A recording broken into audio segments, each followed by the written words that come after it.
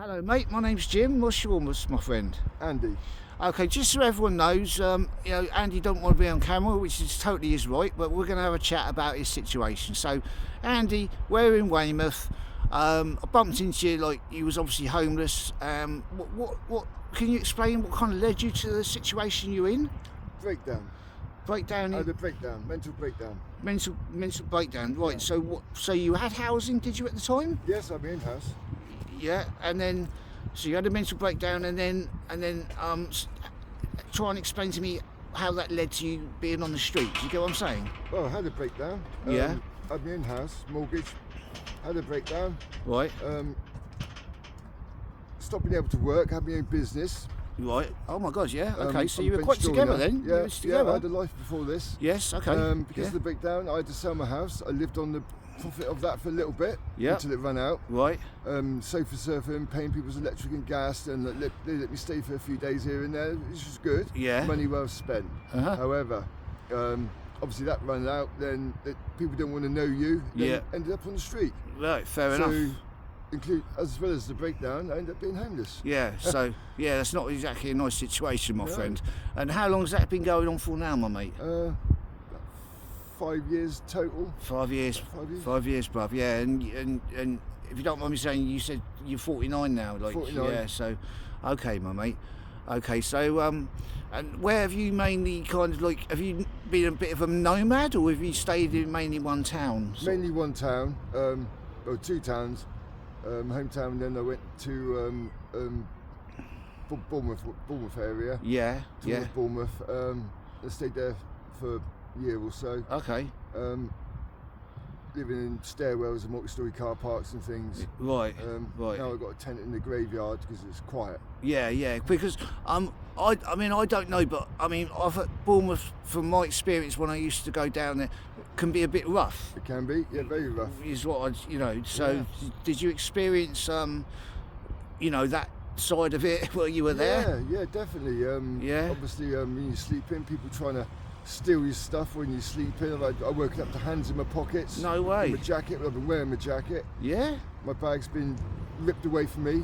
I've been slept on top of it. So yeah, I've woken up to all people doing all sorts of things. All sorts of dirty tricks, basically. Yeah. Pretty much. When you're asleep as well, which is snaky, mate, isn't it? Yeah. That's snaky. Yeah.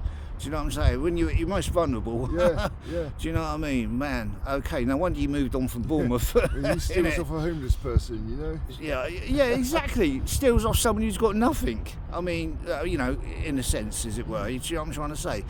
Yeah. Okay, man. So 5 years.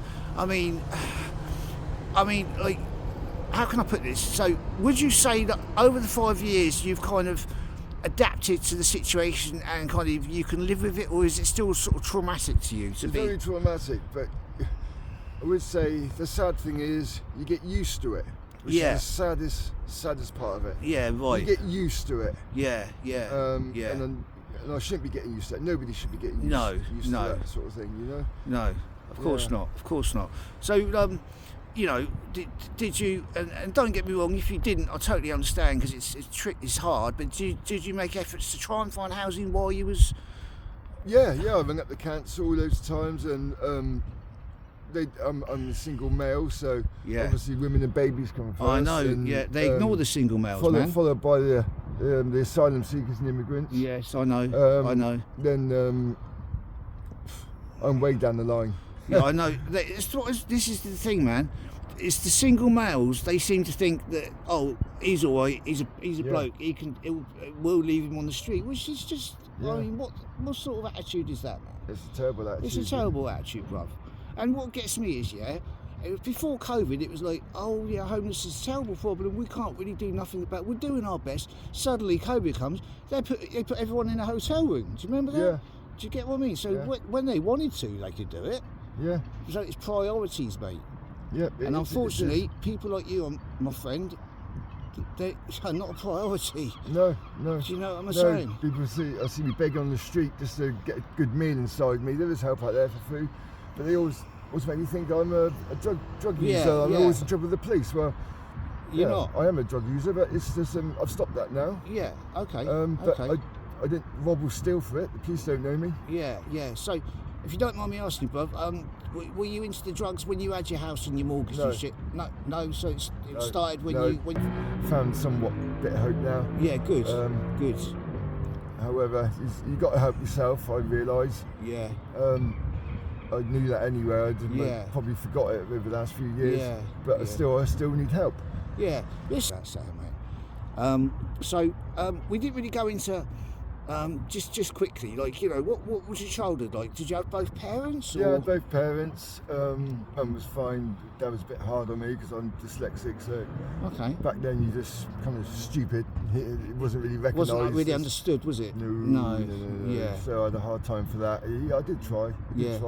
But I'm practically minded, not academically. Yeah. Mate, there's loads of different sorts of intelligence. This is what people don't understand. You know, you can be academically intelligent, but there's other people, like maybe that Peter Tritton who I mentioned earlier. Do you know what I mean?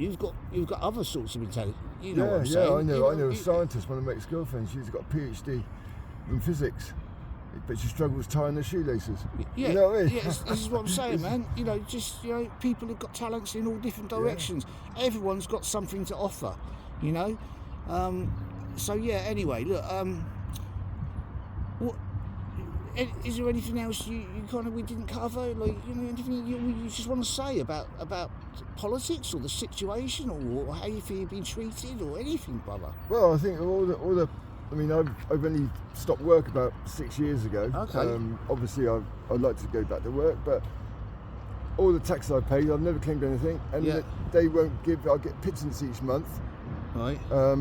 It's just over £300 a month. Right. And all the tax I paid, I thought they would have accommodated me in the bed sit or something. Yes. By now, you know? Yeah. I thought they would have looked at that. Well, after 5 years, you would have thought that someone could have done something, mate. Yeah. I mean, it's a scandal. It's a scandal. It's a scandal, mate.